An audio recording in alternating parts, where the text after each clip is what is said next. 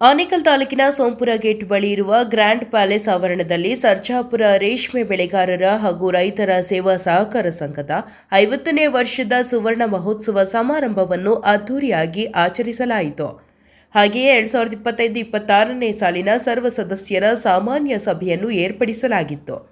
ಇನ್ನು ಸರ್ಜಾಪುರ ರೇಷ್ಮೆ ಬೆಳೆಗಾರರ ಹಾಗೂ ರೈತರ ಸೇವಾ ಸಹಕಾರ ಸಂಘದ 50ನೇ ವರ್ಷದ ಸುವರ್ಣ ಮಹೋತ್ಸವ ಸಮಾರಂಭಕ್ಕೆ ಹಾಗೂ 2025-26ನೇ ಸಾಲಿನ ಸರ್ವ ಸದಸ್ಯರ ಸಾಮಾನ್ಯ ಸಭೆಗೆ ಗಣ್ಯರು ಹಾಗೂ ಸಂಘದ ಕಾರ್ಯಕಾರಿ ಆಡಳಿತ ಮಂಡಳಿಯವರು ದೀಪ ಬೆಳಗುವ ಮೂಲಕ ಕಾರ್ಯಕ್ರಮಕ್ಕೆ ಚಾಲನೆ ನೀಡಿ ಶುಭ ಹಾರೈಸಿದರು. ಇನ್ನು ವಾರ್ಷಿಕ ಸರ್ವ ಸದಸ್ಯರ ಸಾಮಾನ್ಯ ಸಭೆಯ ಅಧ್ಯಕ್ಷತೆಯನ್ನು ಸರ್ಜಾಪುರ ರೇಷ್ಮೆ ಬೆಳೆಗಾರರ ಹಾಗೂ ರೈತರ ಸೇವಾ ಸಹಕಾರ ಸಂಘದ ಅಧ್ಯಕ್ಷರಾದ ದೊಮ್ಮಸಂದ್ರ ನಂದಕುಮಾರ್ ಅವರು ವಹಿಸಿದರು. ಇನ್ನು ವಾರ್ಷಿಕ ಸಭೆಯಲ್ಲಿ ಸಂಘದ ಅಧಿಕಾರಿಗಳು ಸರ್ಜಾಪುರ ರೇಷ್ಮೆ ಬೆಳೆಗಾರರ ಹಾಗೂ ರೈತರ ಸೇವಾ ಸಹಕಾರ ಸಂಘದಿಂದ ದೊರೆಯುವಂತಹ ಯೋಜನೆಗಳ ಬಗ್ಗೆ ಸಂಘದ ಸದಸ್ಯರಿಗೆ ತಿಳಿಸಿಕೊಡಲಾಯಿತು. ಹಾಗೆಯೇ ಸಂಘದ ಸದಸ್ಯರು ಕೂಡ ತಮ್ಮ ತಮ್ಮ ಸಮಸ್ಯೆಗಳನ್ನು ಹೇಳಿಕೊಂಡ ದೃಶ್ಯ ಕಂಡುಬಂತು. ಹಾಗೆಯೇ ಸುಮಾರು 300ಕ್ಕೂ ಹೆಚ್ಚು ಸಂಘದ ಸದಸ್ಯರುಗಳ ಮಕ್ಕಳಿಗೆ ಪ್ರತಿಭಾ ಪುರಸ್ಕಾರ ನೀಡಿ ಗೌರವಿಸಲಾಯಿತು. ಇನ್ನು ಈ ವೇಳೆ ಸರ್ಜಾಪುರ ರೇಷ್ಮೆ ಬೆಳೆಗಾರರ ಹಾಗೂ ರೈತರ ಸೇವಾ ಸಹಕಾರ ಸಂಘದ ಮಾಜಿ ಅಧ್ಯಕ್ಷರು ಹಾಗೂ ಹಾಲಿ ನಿರ್ದೇಶಕರಾದ ಮುತ್ತನಾಲೂರು ವಿಶ್ವನಾಥ ರೆಡ್ಡಿರವರು ಮಾತನಾಡಿ, ಸರ್ಜಾಪುರ ರೇಷ್ಮೆ ಬೆಳೆಗಾರರ ಹಾಗೂ ರೈತರ ಸೇವಾ ಸಹಕಾರ ಸಂಘವು ಪ್ರಾರಂಭವಾಗಿ ಇಂದಿಗೆ 50 ವರ್ಷಗಳು ಪೂರ್ಣಗೊಂಡಿದ್ದು, ಇಂದು 50ನೇ ವರ್ಷದ ಸುವರ್ಣ ಮಹೋತ್ಸವವನ್ನು ಅದ್ದೂರಿಯಾಗಿ ಆಚರಿಸಲಾಗಿದೆ ಎಂದರು. ನಮ್ಮ ಸಂಘದ ವತಿಯಿಂದ ರೈತರ ಪ್ರಗತಿಗಾಗಿ ಅನೇಕ ಯೋಜನೆಗಳನ್ನು ಜಾರಿಗೆ ತಂದಿದ್ದು, ರೈತರು ಎಲ್ಲ ಸೌಲಭ್ಯಗಳನ್ನು ಸದ್ಬಳಕೆ ಮಾಡಿಕೊಂಡು ಆರ್ಥಿಕವಾಗಿ ಸಬಲರಾಗಿ ಎಂದು ಮನವಿ ಮಾಡಿದರು.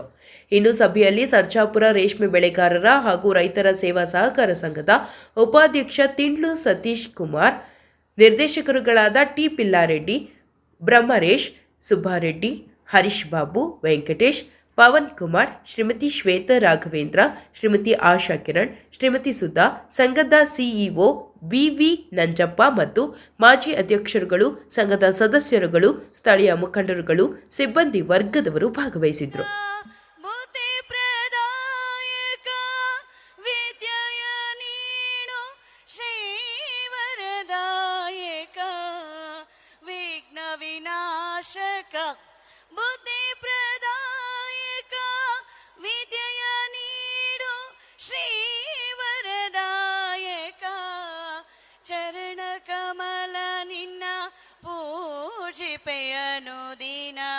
ಚರಣ ಕಮಲ ನಿನ್ನ ಪೂಜಿಪೆಯನು ದಿನ.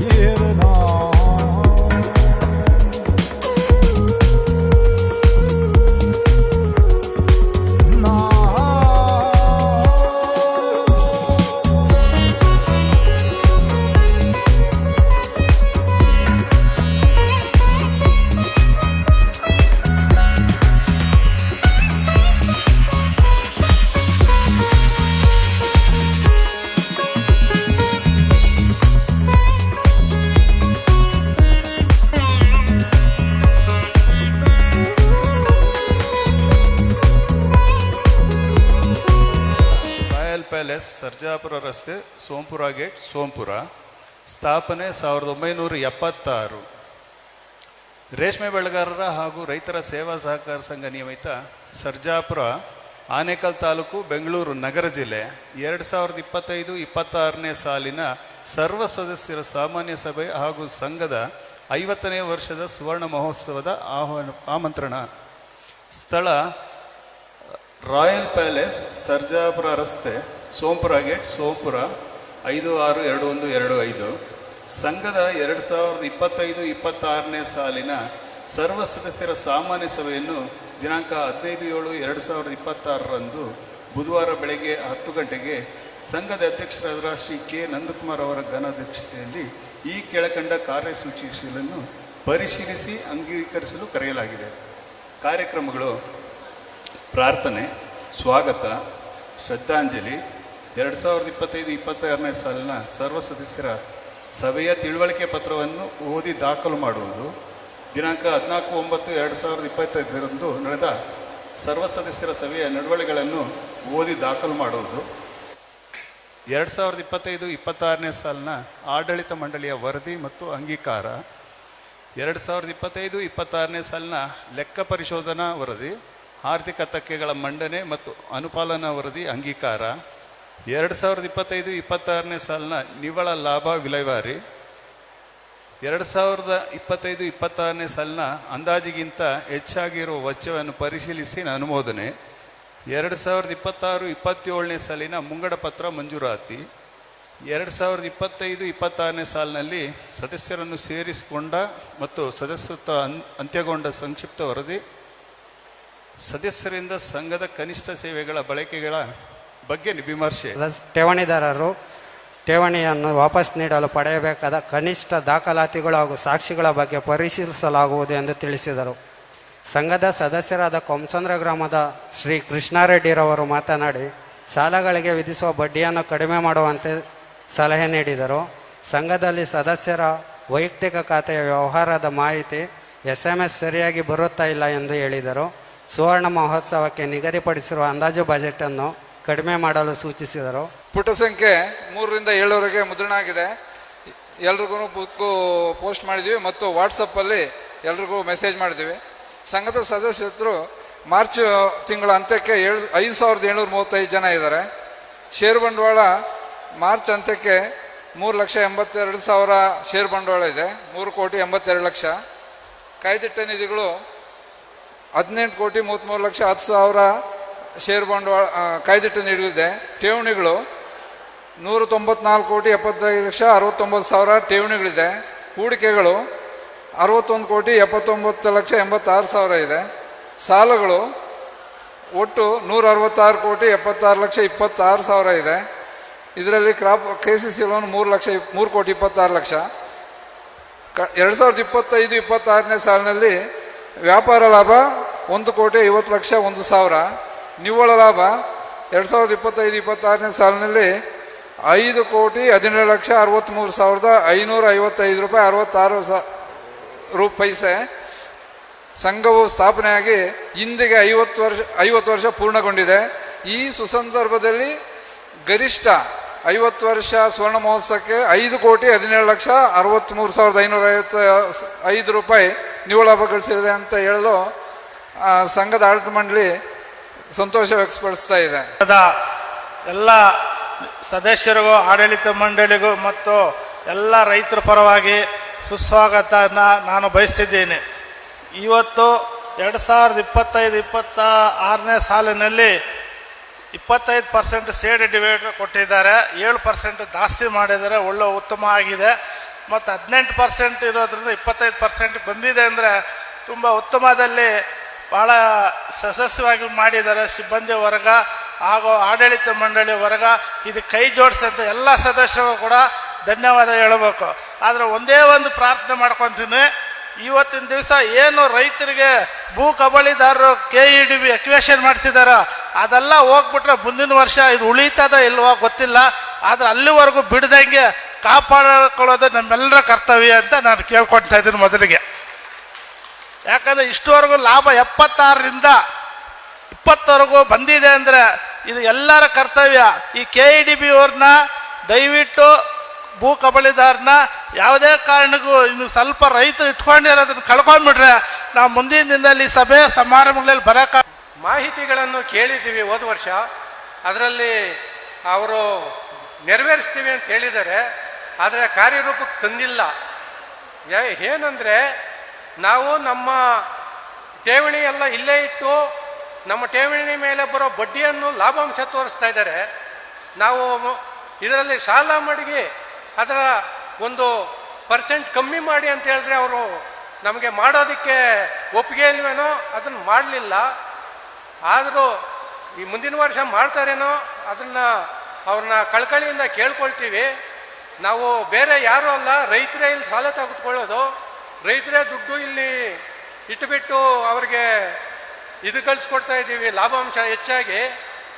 ಅದರಲ್ಲಿ ಅವರು ನಮಗೆ ಸಂಬಂಧಪಟ್ಟಂತೆ ಖರ್ಚು ವೆಚ್ಚಗಳು ಭಾಳ ಜಾಸ್ತಿ ತೋರಿಸ್ತಾ ಇದ್ದಾರೆ ಇದರಲ್ಲಿ. ಅದನ್ನು ಸ್ವಲ್ಪ ಅವರು ಗಮನ ಹರಿಸ್ಬೇಕಾಗಿ ವಿನಂತಿ. ಈ ಕೂಲಿ ಸಾಗಾಣಿಕೆ ವೆಚ್ಚ ಅಂದ್ಬಿಟ್ಟು 25 ಲಕ್ಷ ತೋರಿಸ್ತಾ ಇದ್ದಾರೆ. ಅದರದ್ದು ಯಾವ ಥರ ಅನ್ನೋದು ನಮಗೆ ಮನವರಿಕೆ ಆಗ್ತಾ ಇಲ್ಲ. ಹಾಗೆ APMC ರಿಪೇರಿ ಅಂದ್ಬಿಟ್ಟು 12 ಲಕ್ಷ ತೋರಿಸ್ತಾ ಇದ್ದಾರೆ. ಇದು ಗಣನೀಯವಾಗಿ ನಮಗೆ ಅಧಿಕವಾಗಿ ಖರ್ಚು ಮಾಡ್ತಾ ಇದ್ದಾರೆ ಅಂತ ಗೊತ್ತಾಗುತ್ತೆ. ಹಾಗೂ ಮಹಾಸಭೆ ಆಡಳಿತ ಮಂಡಳಿ ಖರ್ಚು ಅಂದ್ಬಿಟ್ಟು 15 ಲಕ್ಷ ತೋರಿಸ್ತಾ ಇದ್ದಾರೆ. ಇದೆಲ್ಲ ಖರ್ಚುಗಳು ತೋರಿಸೋವಾಗ ನಾವಿವನು ಕೇಳೋದು ಕಾನೂನು ಸಲಹೆಗೆ ಅಂದ್ಬಿಟ್ಟು 3 ಲಕ್ಷ ತೆಗಿತಾ ಇದ್ದಾರೆ. ಈ ಕಾನೂನು ಸಲಹೆ ಏನನ್ನೋದು ನಮಗೆ ಸ್ವಲ್ಪ ತಿಳಿಸ್ಕೊಡ್ಬೇಕು.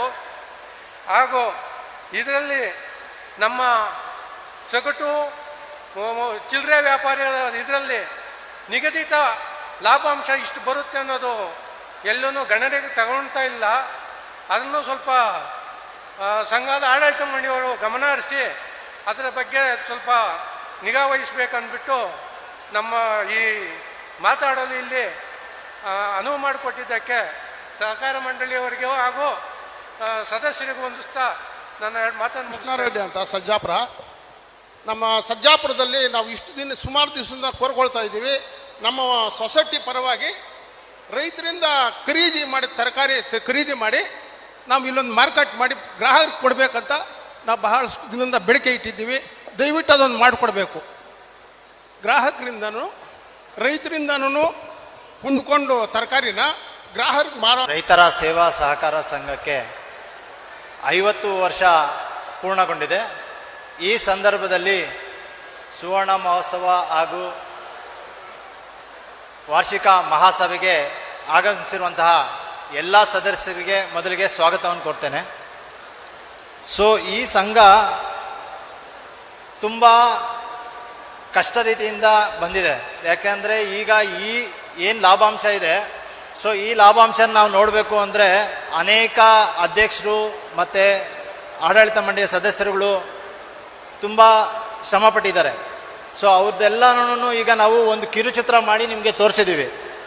ಯಾರ್ಯಾರು ಅಧ್ಯಕ್ಷರಾಗಿದ್ದರು, ಯಾರ್ಯಾರು ಸದಸ್ಯರಾಗಿದ್ದರು, ಯಾರ್ಯಾರು ಈ ಸಂಸ್ಥೆಗೋಸ್ಕರ ದುಡಿದಿದ್ದಾರೆ ಅವ್ರದ್ದೆಲ್ಲ ಒಂದು ಕಿರುಚಿತ್ರ ಮಾಡಿದ್ದೀವಿ. ಈ ಸಂಸ್ಥೆ 1976ರಲ್ಲಿ ಈ ಸಂಸ್ಥೆ ಸ್ಥಾಪನೆ ಆಗುತ್ತೆ. ಈ ಸಂಸ್ಥೆ ಸ್ಥಾಪನೆ ಆದಾಗ ಹಲವಾರು ಸಂಘಟನೆಗಳು, ಸಂಘ ಸಂಸ್ಥೆಗಳು, ಅಂದರೆ ಈಗ ಕೂಡ್ಲಲ್ಲಿ ಒಂದು ಸಂಸ್ಥೆ ಇತ್ತು, ಎಮರೆಯಲ್ಲಿ ಒಂದು, ಕೂಗೂರಲ್ಲಿ ಒಂದು, ತ್ಯಾವಕನಹಳ್ಳಿ, ಮುಗಳೂರು, ನೆರಗ, ದೊಮ್ಸಂದ್ರ, ನಾರಾಯಣಘಟ್ಟ, ಕತ್ತರಗುಪ್ಪೆ, ಉಸ್ಕೂರು, ಬಿಕ್ನಹಳ್ಳಿ, ಮುತ್ತಾನಲ್ಲೂರು, ಈ ಎಲ್ಲ ಸಂಘ ಸಂಸ್ಥೆಗಳು ಸೇರಿ 1976ರಲ್ಲಿ ಸರ್ಜಾಪುರದಲ್ಲಿ ರೇಷ್ಮೆ ಬೆಳೆಗಾರರ ಹಾಗೂ ರೈತರ ಸೇವಾ ಸಹಕಾರ ಸಂಘ ಅಂತ ಸ್ಥಾಪನೆ ಆಯಿತು. ಈ ಸಂಘಕ್ಕೆ ಸುಮಾರು ಅಧ್ಯಕ್ಷರು ಮತ್ತು ಕಾರ್ಯನಿರ್ದೇಶ ಆಡಳಿತ ಮಂಡಳಿ ಸದಸ್ಯರುಗಳು ಸೇವೆ ಸಲ್ಲಿಸಿದ್ದಾರೆ. ಈ ಸಂಘಕ್ಕೆ ಗುರಪ್ಪ ರೆಡ್ಡಿ ಅವರು ಮೊದಲು ಅಧ್ಯಕ್ಷರಾಗಿ ನಿರ್ವಹಿಸಿರ್ತಾರೆ. ಮತ್ತು ಶಾಮಣ್ಣ ಅವರು ದೊಮ್ಸಂದ್ರ, ಚಿನ್ನಪ್ಪ ರೆಡ್ಡಿ ಸೋಂಪುರ, ಶ್ರೀನಿವಾಸ ರೆಡ್ಡಿ ತಿಂಡ್ಲು, ಭದ್ರಾರೆಡ್ಡಿ ಮುತ್ತಾನಲ್ಲೂರು, ಸೋಮಪ್ರಸಾದ್ ರೆಡ್ಡಿ ಮುತ್ತಾನಲ್ಲೂರು, ಮುನ್ಸಾಮ್ ರೆಡ್ಡಿ ದೊಮ್ಸಂದ್ರ, ಶ್ರೀಧರ್ ಸರ್ಜಾಪುರ, ವಿಶ್ವನಾಥ್ ಮುತ್ತಾನಲ್ಲೂರು, ಮಂಜುನಾಥ್ ತ್ಯಾವಕನಹಳ್ಳಿ, ಮುರಳೀಕೃಷ್ಣ ಮಹಾಲ್ಚೌಡದೇನಹಳ್ಳಿ, ಗೋಪಾಲ್ ರೆಡ್ಡಿ ಸರ್ಜಾಪುರ, ಹಾಗೆ ಕೇಶವ್ ಒಡಗಡೆ ಕಳ್ಳಹಳ್ಳಿ. ಇಷ್ಟು ಜನ ಅಧ್ಯಕ್ಷರು ಈ ಸಂಸ್ಥೆಗೋಸ್ಕರ ಅವರದೇ ಆದಂತಹ ಒಂದು ಗುರಿ ಇಟ್ಕೊಂಡು ಕಾರ್ಯನಿರ್ವಹಿಸಿರ್ತಾರೆ. ಅದಲ್ಲದೆ ಇತ್ತೀಚಿನ ದಿನಗಳಲ್ಲಿ ಈಗ ನಾನು ಈ ಸಂಘಕ್ಕೆ ಬಂದು 11 ವರ್ಷ ಆಯಿತು. ಸೊ ಈ ಅಧ್ಯಕ್ಷರ ನಾನು ಬಂದಾಗ ನಮ್ಮ ಜೊತೆಯಲ್ಲಿ ವಿಶ್ವನಾಥ್ ಅವರು ಅಧ್ಯಕ್ಷರಾಗಿದ್ದರು. ನಾನು ಈ ಸಂಘಕ್ಕೆ ಬಂದಾಗ ವಿಶ್ವನಾಥ್ ಅವರು ಅಧ್ಯಕ್ಷರಾಗಿದ್ದರು. ಆಗ ಒಂದೇ ಸಂಘ ಇತ್ತು ನಮ್ಮದು, ಅಂದರೆ ಒಂದೇ ಬ್ರ್ಯಾಂಚ್ ಇತ್ತು, ಯಾವುದೇ ಬೇರೆ ರೀತಿಯಂತಹ ಬ್ರಾಂಚಸ್ ಇರಲಿಲ್ಲ. ಸೊ ನಾನೀಗ ಧ್ವಂಸಂದ್ರದಿಂದ ಆಯ್ಕೆಯಾಗಿ ಬಂದಾಗ ನಾವು ಮೊದಲು ಪ್ರಯತ್ನ ಪಟ್ಟಿದ್ದೆ ಧ್ವಂಸಂದ್ರದಲ್ಲಿ ಒಂದು ಯಾಕೆ ಬ್ರಾಂಚ್ ಮಾಡಬಾರ್ದು ಅಂತ. ಸೊ ಧ್ವಂಸಂದ್ರದಲ್ಲಿ ಯಾಕೆ ಬ್ರಾಂಚ್ ಮಾಡಿದ್ವಿ ಅಂದರೆ, ಧ್ವಂಸಂದ್ರದಲ್ಲಿ ಅನೇಕ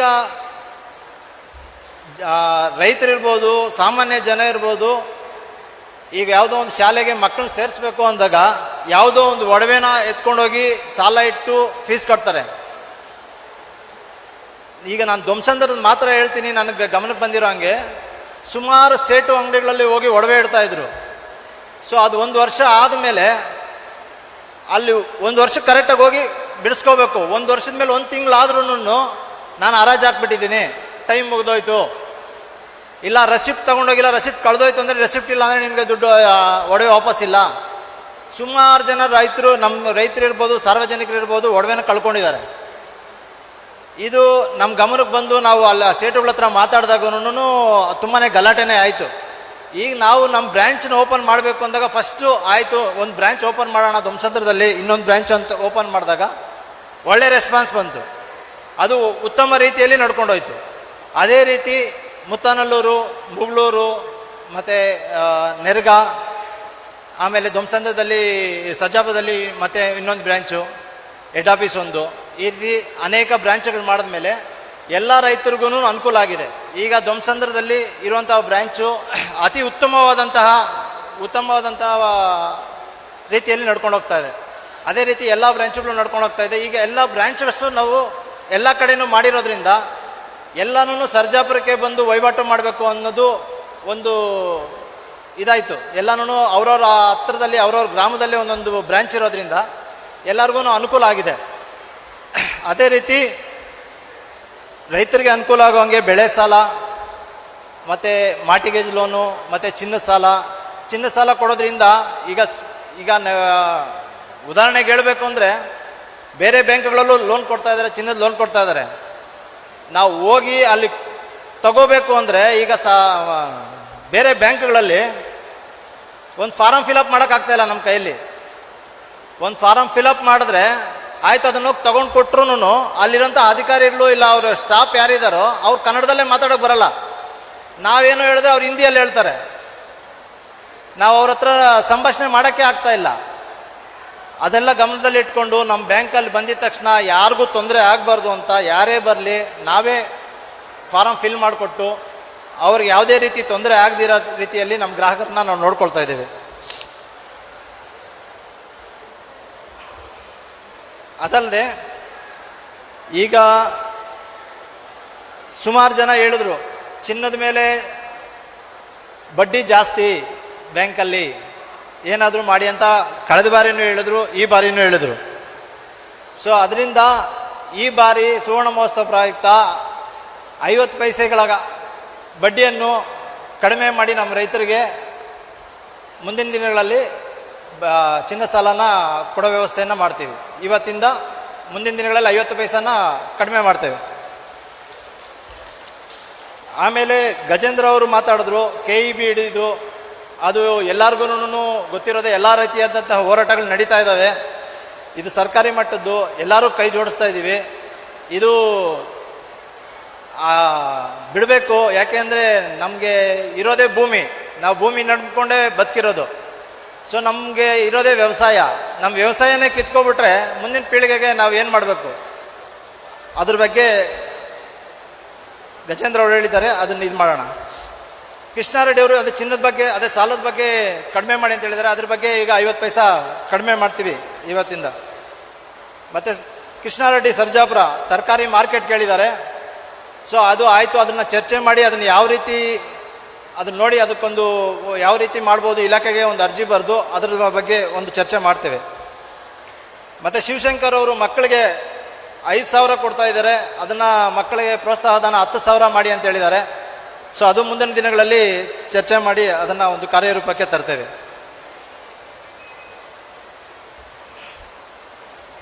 ಮತ್ತು ಈಗಾಗಲೇ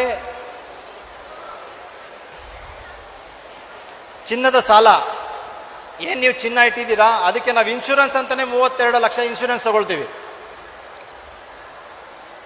ಯಾಕೆ ಈಗ ಚಿನ್ನದ ಸಾಲದ ಮೇಲೆ ನೀವು ಬಡ್ಡಿ ಇಷ್ಟು ಮಾಡ್ತೀರಾ ಅಂತ ಹೇಳ್ತೀರಲ್ಲ, ನೀವು ಇಟ್ಟಿರೋ ಚಿನ್ನಕ್ಕೆ ಇನ್ಶೂರೆನ್ಸ್ ಅಂತಾನೆ ಗೌರ್ಮೆಂಟ್ಗೆ ಪ್ರತಿ ವರ್ಷನೂ 32 ಲಕ್ಷವರೆಗೂ ಇನ್ಶೂರೆನ್ಸ್ ತಗೊಳ್ತೀವಿ. ಅದೆಲ್ಲ ನೋಡಿ ಅದ್ರ ಮೇಲೆ ಅದರಿಂದ ಇದಾಗುತ್ತೆ. ನಿಜವಾಗೂ 50ನೇ ವರ್ಷದ ಈಗ ಕಾರ್ಯಕ್ರಮ ಸ್ಟಾರ್ಟ್ ಆಗುತ್ತೆ, ಸ್ವರ್ಣ ಮಹೋತ್ಸವ ಸಮಾರಂಭ ಅಂತ.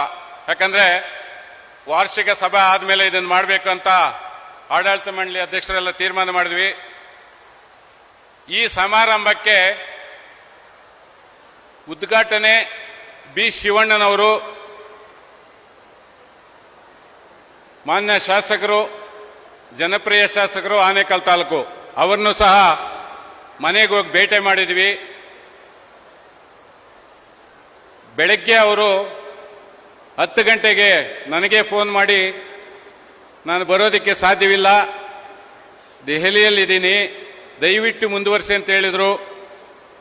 ಅವರಿಗೆ ನಾವು ತುಂಬ ಹೃದಯದ ಸ್ವಾಗತವನ್ನು ಬಯಸ್ತಾ ಇದ್ದೇನೆ.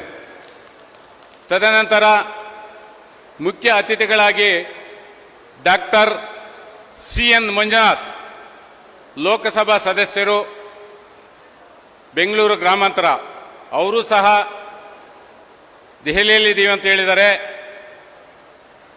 ಮತ್ತೆ ವಿಧಾನ ಪರಿಷತ್ ಸದಸ್ಯರಾದ ಗೋಪಿನಾಥ್ ರೆಡ್ಡಿ ಅವರು ಸಹ ಫೋನ್ ಮಾಡಿ ಬೆಂಗಳೂರಲ್ಲಿ ಒಂದು ಕಾರ್ಯಕ್ರಮ ಇರೋದ್ರಿಂದ ಬರಲು ಸಾಧ್ಯವಿಲ್ಲ ಅಂತ ಹೇಳ್ತಾ ಇದ್ರು. ಅವ್ರಿಗೂ ಸಹ ಸ್ವಾಗತವನ್ನು ಹೇಳ್ತಾ, ಈಗ ನಮ್ಮ ಇಲಾಖೆಯ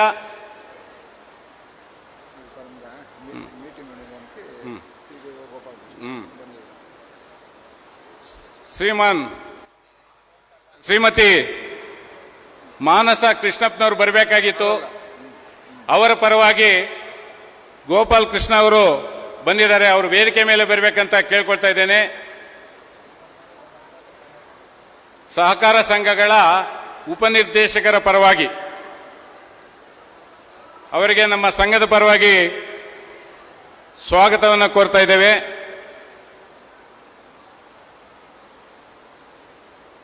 ಈಗಾಗಲೇ ಇನ್ನೇನು ಕಾರ್ಯಕ್ರಮ ಇದಾದ ಮೇಲೆ ನಮ್ಮ ಮಾಜಿ ಅಧ್ಯಕ್ಷರುಗಳು, ಮಾಜಿ ನಿರ್ದೇಶಕರಿಗೂ ಮತ್ತೆ ನಮ್ಮದೇ ಸಂಘದಲ್ಲಿ ಆಡಳಿತವನ್ನು ನಡೆಸಿದಂತಹ ಹಿರಿಯ ಅಧಿಕಾರಿಗಳಿಗೂ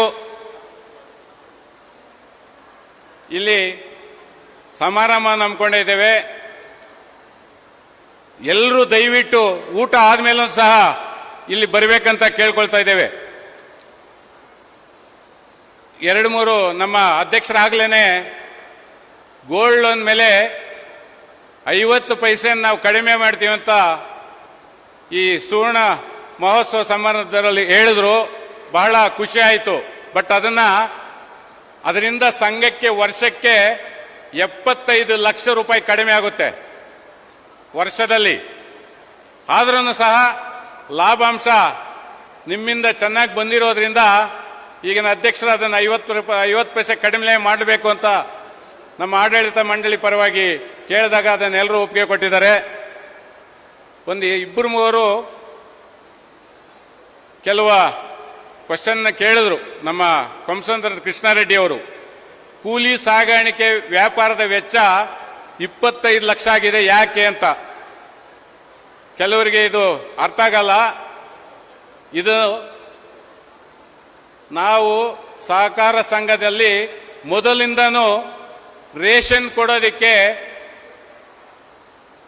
ದೊಡ್ಡ ಒಂದು ಗೋಡನ್ ಇದೆ. ಮತ್ತೆ ರೇಷನ್ ಪಾಯಿಂಟ್ಗಳಲ್ಲಿ ಕೂಲಿಯವರು ಸಹ ಒಬ್ಬರ ಕೈಯಲ್ಲೇ ಮಾಡೋದಕ್ಕಾಗೋದಿಲ್ಲ. ಅವ್ರ ಕೂಲಿಯವ್ರನ್ನ ಸಹ ಅಲ್ಲಿ ಇಟ್ಕೊಂಡಿರ್ತೇವೆ. ಅದರ ವೆಚ್ಚ 25 ಲಕ್ಷ ಆಗುತ್ತೆ ವರ್ಷಕ್ಕೆ.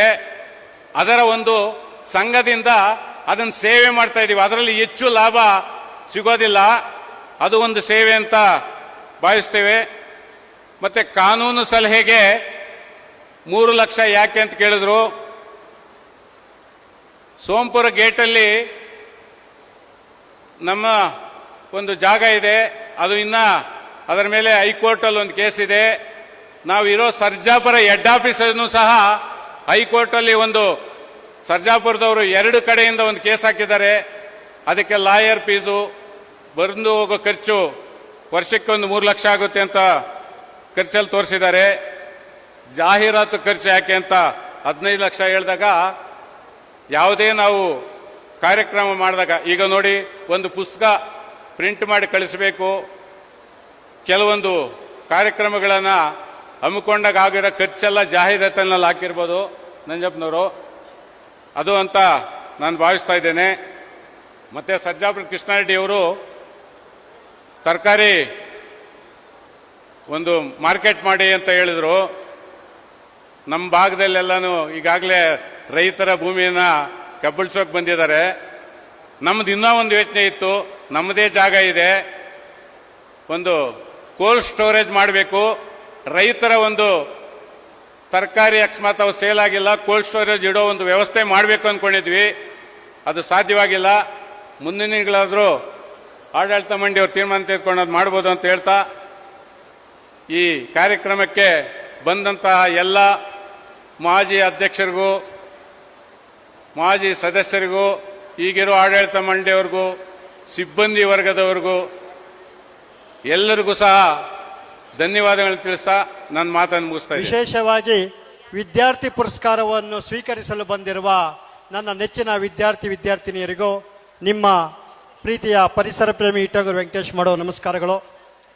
ನಾನು ಬಹಳ ಸಮಯದಿಂದ ಮಾತಾಡಬಾರ್ದು, ಏನು ಇಲ್ಲಿ ಒಳ್ಳೆ ಕಾರ್ಯಕ್ರಮ, ಆ ಕಾರ್ಯಕ್ರಮದಲ್ಲಿ ಹೇಗೆ ಅವರು ಪ್ಲಾನ್ ಮಾಡಿದ್ದಾರೆ ಅದೇ ರೀತಿ ಇರಲಿ ಅಂದ್ಕೊಂಡೆ. ಆದರೆ ಭಾಳಷ್ಟು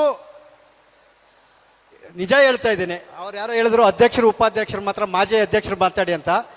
ಆದರೆ ಭಾಳಷ್ಟು ಜನ ನೀನಿಲ್ಲ ಕೆಲವು ವಿಚಾರ ಮಾತಾಡು ಅಂತ ಹೇಳಿದಾಗ ಒತ್ತಡಕ್ಕೆ ನಾನು ಮಾತಾಡ್ತಾ ಇದ್ದೀನಿ. ನಾನೇನಾದರೂ ಅತಿರಿಕ್ತವಾಗಿ ಮಾತಾಡಿದರೆ ದಯವಿಟ್ಟು ಕ್ಷಮೆ ಇರಲಿ. ವೇದಿಕೆ ಮೇಲೆ ಇರೋರು, ವೇದಿಕೆ ಮುಂಭಾಗದಲ್ಲಿ ಇರ್ತಕ್ಕಂಥದ್ದು ಭಾಳ ಮುಖ್ಯವಾಗಿ, ಭಾಳ ವಿಶೇಷವಾಗಿ ಕಾಣಿಸ್ತಾ ಇದ್ದಾರೆ. ಆದರೆ ಇದು ನನ್ನ ವೈಯಕ್ತಿಕ ಅಭಿಪ್ರಾಯ. ಫೇಲ್ಯೂರ್ ಪ್ರೋಗ್ರಾಮ್ ಕಾರಣ ಏನು ಗೊತ್ತಾ? ಇದು 50ನೇ ವರ್ಷದಂತ 5 ವರ್ಷದ ಹಿಂದ್ಗಡೆನೆ ಗೊತ್ತು, 1 ವರ್ಷದ ಹಿಂದ್ಗಡೆ ಗೊತ್ತು. ಒಬ್ಬ MP ನ, ಒಬ್ಬ MLA ನ, ಒಬ್ಬ MLC ನ ಕರ್ಸ್ಕೊಳಕ್ಕಾಗ್ದಿಲ್ಲ. ಆಮೇಲೆ ಏನು ಆಡಳಿತ ಮಂಡಳಿ ನಿಮ್ದು? ಆಡಳಿತ ಮಂಡಳಿ 1 ತಿಂಗಳು 2 ತಿಂಗಳು ಮೊದಲೇ ಕೊಡ್ಬೇಕಲ್ಲ, ಪ್ರೋಟೋಕಾಲ್ ಪ್ರಕಾರ ಕೊಟ್ಟಿಲ್ಲ. ನೀವೆಲ್ಲ ಏನು ಅಧ್ಯಕ್ಷರನ್ನ ಚೇಂಜ್ ಮಾಡಬೇಕು, ನೆಕ್ಸ್ಟ್ ಇನ್ನೊಂದು 20 ತಿಂಗಳಿಗೆ ಇನ್ನೊಬ್ಬರು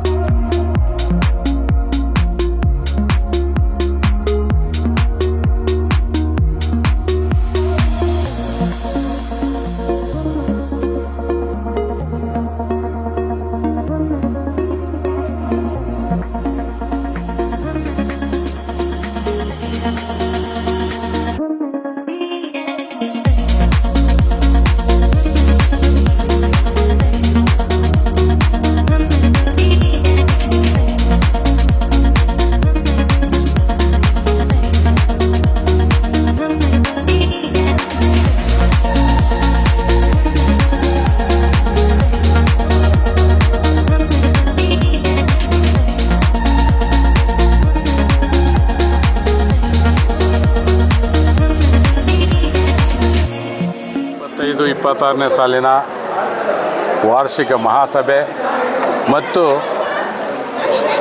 ರೇಷ್ಮೆ ಬೆಳೆಗಾರರ ಸಂಘ ನಿಯಮಿತ ಸರ್ಜಾಪುರದ 50ನೇ ವರ್ಷದ ಸ್ವರ್ಣ ಮಹೋತ್ಸವವನ್ನು ಇವತ್ತು ಹಮ್ಮಿಕೊಂಡಿದ್ವಿ. ಸುಮಾರು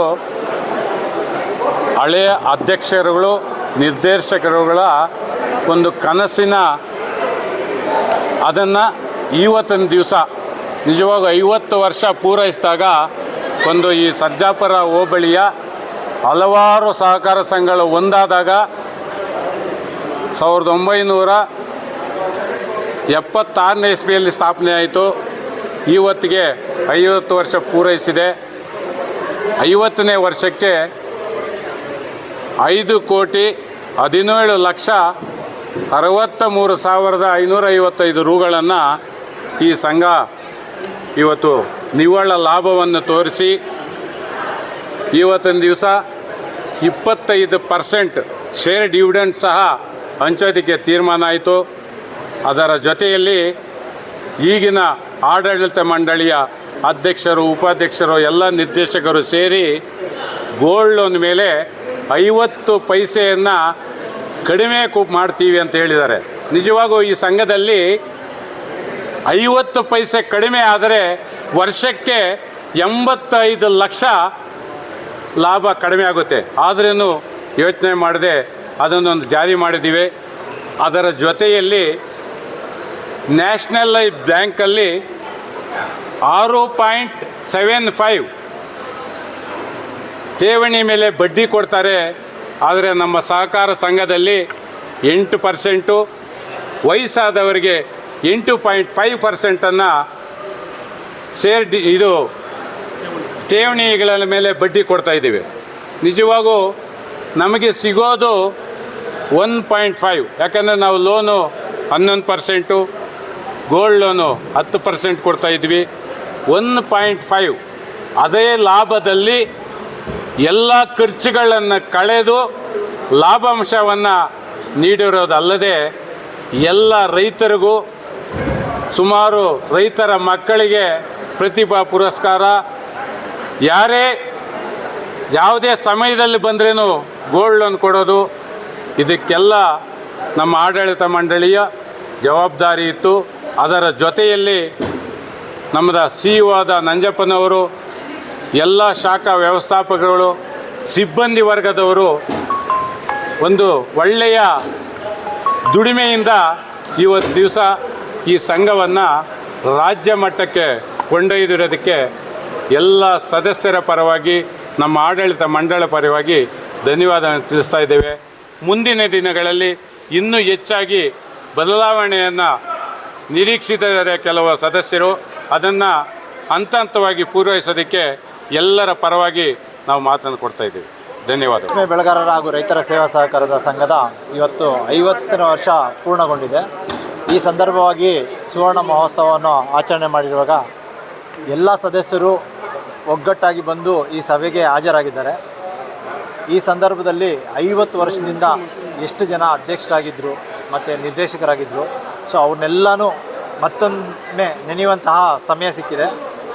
ಅದಲ್ಲದೆ ಈಗ ಇಷ್ಟು ಬಾರಿ ಏನೀಗ ಮಹಾಸಭೆಗಳು ನಡೀತಾ ಇತ್ತು, ಆಗ ಬೆರಳಷ್ಟು ಜನ ಮಾತ್ರ ಮಹಾಸಭೆಗೆ ಬರ್ತಾಯಿದ್ರು.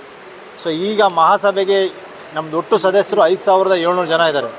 ಇವತ್ತು ಮಹಾಸಭೆಗೆ 3,500 ಜನ ಗಂಟ ಬಂದಿದ್ದಾರೆ. ಅಂದರೆ ನೀವೇ ಅದನ್ನು ಒಂದು ಸ್ವಲ್ಪ ಅರ್ಥ ಮಾಡ್ಕೋಬೇಕು. ನಾವು ರೈತರಿಗೆ ನಮ್ಮ ಬ್ಯಾಂಕ್ ಎಷ್ಟು ರೀಚ್ ಆಗಿದೆ, ಸೊ ಎಷ್ಟು ನಮ್ಮ ಬ್ಯಾಂಕಿಂದ ಅನುಕೂಲಗಳಾಗಿದೆ ಅಂತ.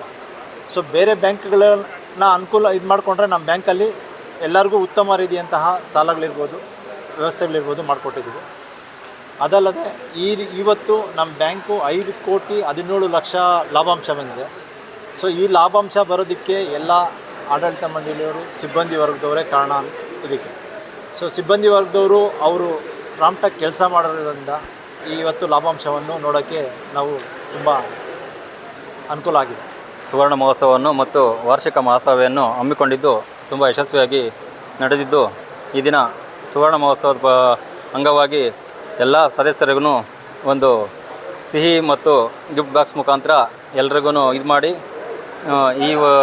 ಈ ವರ್ಷದಲ್ಲಿ 5,17,00,000 ಪ್ರಾಫಿಟ್ ಬಂದಿರೋದ್ರಿಂದ ಈ ಸುಸಂದರ್ಭದಲ್ಲಿ ಎಲ್ಲರಿಗೂ ಹೃತ್ಪೂರ್ವಕ ಧನ್ಯವಾದಗಳು. ಬೆಳೆಗಾರ ಸಹಕಾರ ಸಂಘ ಫಸ್ಟ್ 50 ವರ್ಷದ ಮುಂಚೆ 14 ಸೊಸೈಟಿ ಇತ್ತು.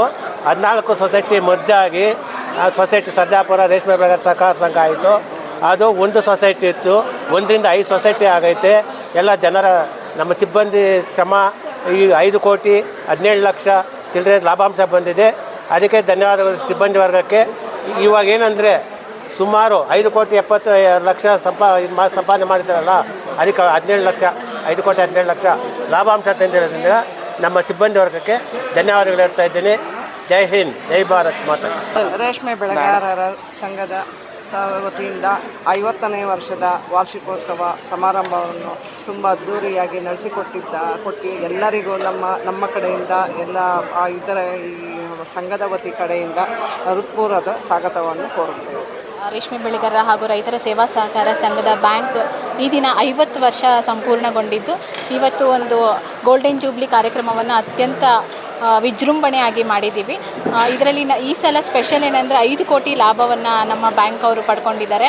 ಇದಕ್ಕೆ ಕಾರಣಕರ್ತರಾಗಿರುವಂತಹ CEO ಆಗಿರುವಂತಹ ನಂಜಪ್ಪ ಅವರಾಗಿರ್ಬೋದು, ಆಮೇಲೆ ಅಧ್ಯಕ್ಷರಾಗಿರುವಂತಹ ನಂದಾರೆಡ್ಡಿ ಅವರಾಗಿರ್ಬೋದು, ಇವರ ಅಧ್ಯಕ್ಷತೆಯಲ್ಲಿ ಮತ್ತು CEO ಅವರು ಮತ್ತು ಬ್ಯಾಂಕ್ ಸಿಬ್ಬಂದಿಗಳಿಗೆಲ್ಲ ನಾನು ತುಂಬ ಹೃದಯದ ಧನ್ಯವಾದಗಳು ಹೇಳ್ತೀನಿ. ಇದಕ್ಕೆಲ್ಲ ಕಾರಣಕರ್ತರು ನಮ್ಮ ರೈತರು ಮೇನ್ ಅವರು ನಂಬಿ ಈ ಬ್ಯಾಂಕಲ್ಲಿ ಇನ್ವೆಸ್ಟ್ ಮಾಡಿ ಈ ಬ್ಯಾಂಕಿಂದ ಲೋನುಗಳು ತೆಗೆದುಕೊಂಡು ಗೋಲ್ಡ್ ಲೋನ್ ಇರ್ಬೋದು, ಕ್ರಾಪ್ ಲೋನ್ ಇರ್ಬೋದು, ಇದರಿಂದನೇ ಈ ಬ್ಯಾಂಕು ತುಂಬ ಉನ್ನತ ಮಟ್ಟದಲ್ಲಿ ಹೋಗ್ತಿದೆ. ಇನ್ನೂ ಮುಂದಿನ ದಿನಗಳಲ್ಲಿ ಇನ್ನೂ ಚೆನ್ನಾಗಿ ನಾವು ಈ ಬ್ಯಾಂಕ್ನ ನಡೆಸ್ಕೊಂಡು ಹೋಗ್ತೀವಿ ಅಂತ ನಿಮ್ಮಲ್ಲಿ ಭರವಸೆ ಕೊಡ್ತಾ ಇದ್ದೀನಿ. Thank you. 50ನೇ ವರ್ಷದ ಸುವರ್ಣ ಮಹೋತ್ಸವವನ್ನು ತುಂಬ ವಿಜೃಂಭಣೆಯಿಂದ ಆಚರಿಸಿದ್ದೀವಿ. ಇದು ಒಂದು ವಿಶೇಷ ಏನಂದರೆ ಈ ವರ್ಷ ಅಧ್ಯಕ್ಷರಾಗಿರೋ ನಂದಕುಮಾರ್ ಅವ್ರ ಮಗಳು ಕೂಡ 95% ತಗೊಂಡು ಒಂದು ಪ್ರತಿಭಾ ಪುರಸ್ಕಾರ ತಗೊಂಡಿದ್ದಾಳೆ. ನನ್ನ ಮಗಳು, ನಾನು ಇಲ್ಲಿ ನಿರ್ದೇಶಕರಾಗಿ ಕೆಲಸ ನಿರ್ವಹಿಸ್ತಾ ಇದ್ದೀನಿ, ನನ್ನ ಮಗಳು ಕೂಡ ತಗೊಂಡಿದ್ದಾಳೆ. ನಮ್ಮ ಅಧ್ಯಕ್ಷರು ಎಲ್ಲ ತುಂಬ ಚೆನ್ನಾಗಿ ನಡೆಸ್ಕೊಂಡು ಹೋಗಿದ್ದಾರೆ. ಈ ಕಾರ್ಯಕ್ರಮ ತುಂಬ ವಿಜೃಂಭಣೆಯಿಂದ ಆಗಿದೆ. ಇದಕ್ಕಾಗಿ ನಮಗೆಲ್ಲರಿಗೂ ಧನ್ಯವಾದಗಳು.